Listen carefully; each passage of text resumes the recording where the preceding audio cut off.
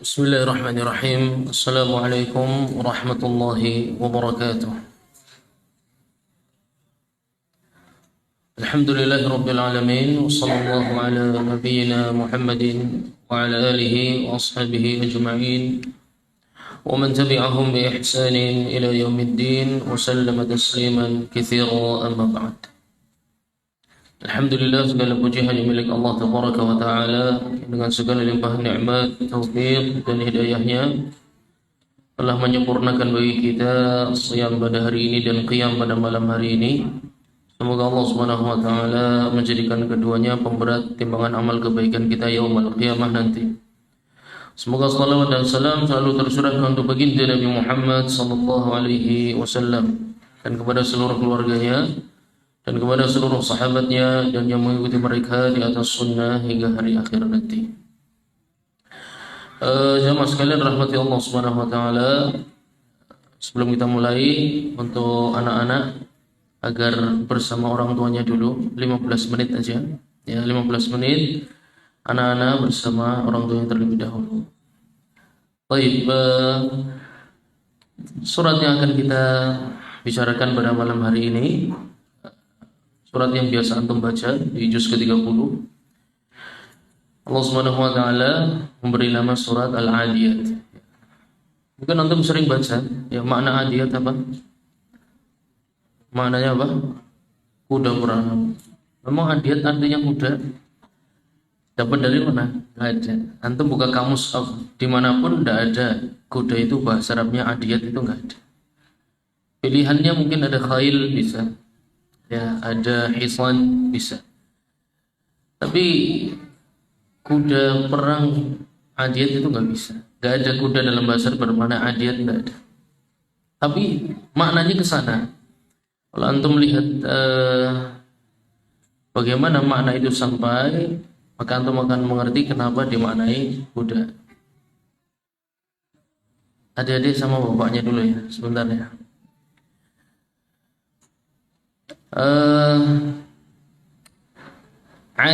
Adiyat itu dari kalimat ada ya'du, isim fa'ilnya adalah adi.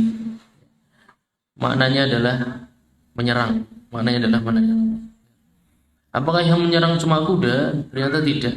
Ya, ternyata tidak. Bahkan sebab nuzul hadhil ayat, sebab nuzul ayat ini menjadi permasalahan. Ya. Kalau dimaknai kuda perang, ini yang memaknai kuda perang saat itu adalah sahabat Abdullah bin Abbas radhiyallahu anhu. Ada seorang sahabat bertanya kepada sahabat Abdullah bin Abbas, orang tabi'in, tanya kepada beliau, apa makna adiyat di sana? Kemudian dimaknai oleh beliau radhiyallahu anhu sebagai kuda perang. Kemudian di hari yang lain beliau tanya kepada sahabat Ali radhiyallahu anhu. Kemudian beliau radhiyallahu anhu menjawab, siapa yang mengatakan itu kuda perang? Ya, coba orangnya suruh sini, panggil orang. Sahabat Abdullah Abbas dipanggil untuk menghadap sahabat Ali radhiyallahu anhu. Kenapa kamu katakan itu kuda perang? Ketika perang pertama di dalam Islam, perang Badar, yang naik kuda itu cuma 2. Nah, kata sahabat Ali, yang naik kuda cuma 2. Lalu adiyat ini kan jamak, ya, harusnya lebih dari 2. Tidak mungkin kuda. Ya. Maka yang dimaksud di sana adalah ibil, kata sahabat Ali radhiyallahu anhu. Maksudnya bukan kuda, tapi adalah unta yang digunakan bersegera dari Musdalifah menuju Mina di tanggal 10 pada bulan Haji. Kemudian kata sahabat Abdullah bin Abbas radhiyallahu anhu, sejak saat itu aku rujuk dari pendapatku menuju pendapat sahabat Ali radhiyallahu anhu. Itu kisah dari salah satu asbab nuzul tentang ayat ini. Ada beberapa pelajaran dalam itu, dalam hal perbedaan pendapat di antara para sahabat. Beberapa dari kita itu terlalu mudah dalam hujah terhadap perkataan sahabat. Bisa jadi perkataan sahabat itu mansukh.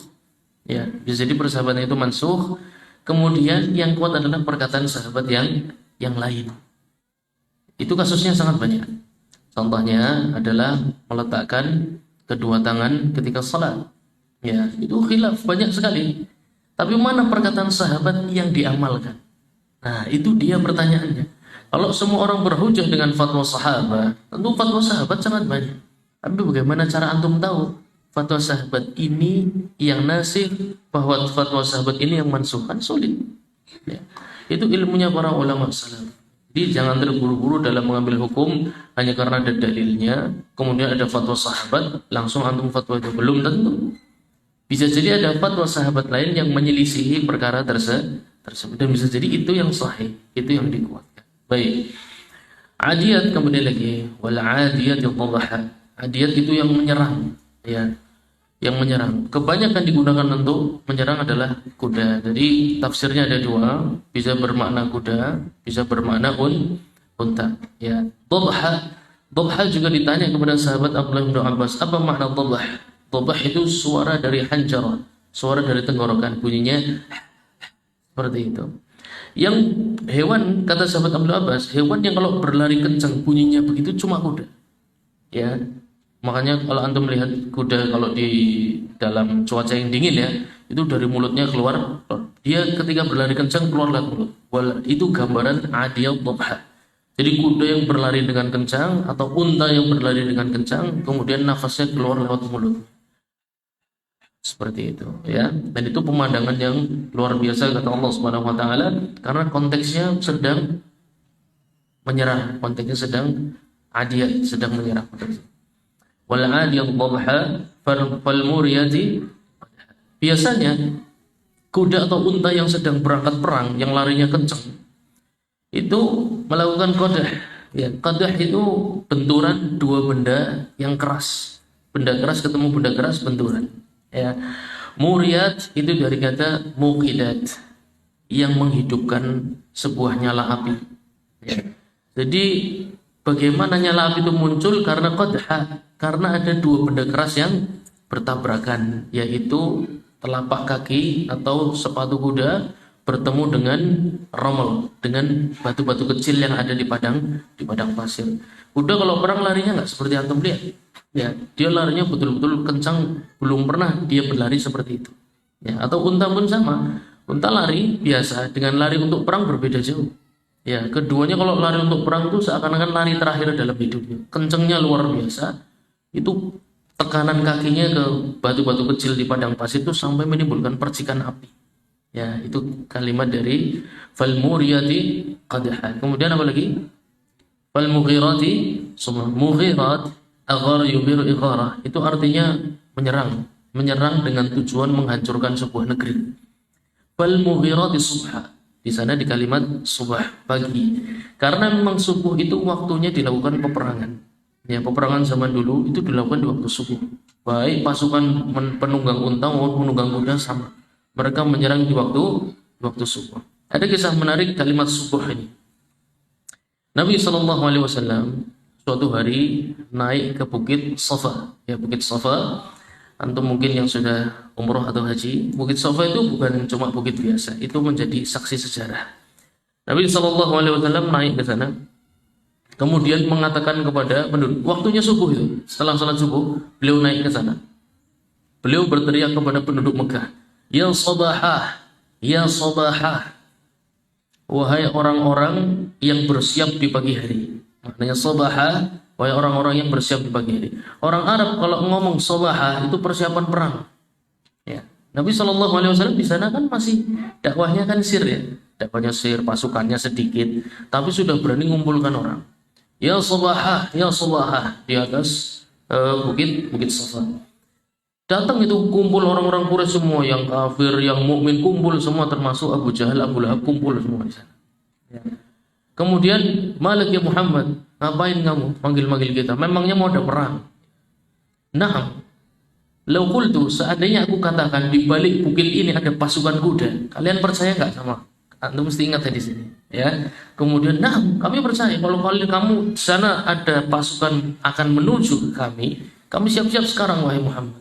Kalau begitu, kalau saya katakan baina yadayya azabun syadid, bahwasanya aku adalah seorang nadhir, seorang pemberi peringatan, yang mana kalau kalian tidak ikuti, maka kalian akan menghadapi azab yang sangat menyedihkan. Tabban laka ya Muhammad, itu kalimat keluar tabban laka pada tabbat yada abi lahabi wa tab, itu kisahnya seperti itu.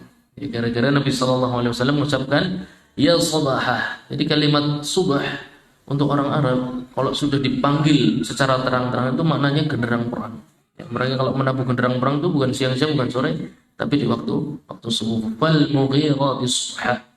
Maka mereka yang menabuh genderang perang untuk menghancurkan musuh di waktu subuh. Kemudian fa'atharna bihi naqa'a. An-naqah itu butiran debu, ya. Karena saking kencengnya, kemudian debu-debu itu naik. Fa'atharna bihi naqa'a fawasatna bihi, ya, masuk ke dalam pusaran medan peperangan. Fawasatna itu masuk ke tengah-tengah. Fawasatna bihi jam'a, masuk ke tengah pasukan musuh. Jadi gambaran tentang peperangan yang luar biasa digambarkan Allah Subhanahu wa taala. Kemudian potongan ayat berikutnya Allah Subhanahu wa taala ingin menggambarkan kepada kita, ini juga tidak kalah besar perkaranya di hadapan Allah Subhanahu wa taala dibandingkan gambaran tadi. Kuda perang, unta perang, bagaimana mereka tapak kakinya sampai menghidupkan api, gubarnya naik semua, debunya naik, masuk ke dalam tengah-tengah medan peperangan tanpa rasa takut. Sesungguhnya ada hal yang mirip yang kalian hadapi sehari-hari, pentingnya sama seperti itu. Ya. Innal insana li rabbih lakanut. Apa makna kanut di sana? Apa maknanya? Mana kanut apa? Enggak ada. Ingkar. Baik. Nabi SAW menyampaikan al-kanut ketika beliau membaca ayat ini, menyampaikan kepada para sahabat. Beliau SAW mengatakan al-kanut man akala wahda wa mana'a rifda wa daraba 'abdah. Dia yang akala wahda, kalau makan itu mikirin dirinya sendiri, ya, tidak pernah berpikir untuk berbagi. Wa mana'a rifdah, dan pelit terhadap masakin, orang-orang yang membutuhkan. Wa daraba 'abdah, dan suka memukul hambanya, yaitu budaknya. Para ulama menyimpulkan dari tiga hal ini, dia orang yang punya penyakit kufrun ni'mah. Kufrun ni'mah. Kanut itu adalah orang yang mengingkari nikmat Allah Subhanahu wa taala. Maksudnya adalah kufur nikmat. Maksudnya adalah kufur. Diterjemah nggak akan ada, Anda harus buka kitab tafsir. Ya. Pertama, man akala wahda. Orang yang kufur nikmat itu menyangka semua yang dia dapatkan itu prestasi dirinya, oleh karena itu sulit berbagi. Orang sulit berbagi itu biasanya orang yang kagum dengan dirinya sendiri. Itu sulit untuk berbagi. Semua yang dia punya pengennya ini dinikmati sendiri. Karena hasil kerja keras saya yang menikmati. Buat apa berbagi sama orang dapatnya yang jelek-jelek aja. Ya, makanan yang saya makan dengan dimakan orang berbeda. Yang enak buat saya, yang nggak enak buat orang lain. Yang masih baru buat saya, busuk buat orang lain. Nah, ini orang-orang kufur nikmat. Ya. Yang kedua, kanut yang kedua, mana arifdah. Mereka yang pelit terhadap orang miskin dan orang-orang fuqara. Oleh karena itu, obat untuk mengobati kanut itu memang puasa. Ya, karena dengan puasa Anda merasakan sama yang dirasakan orang miskin dan fuqara, yaitu lapar dan sama persis.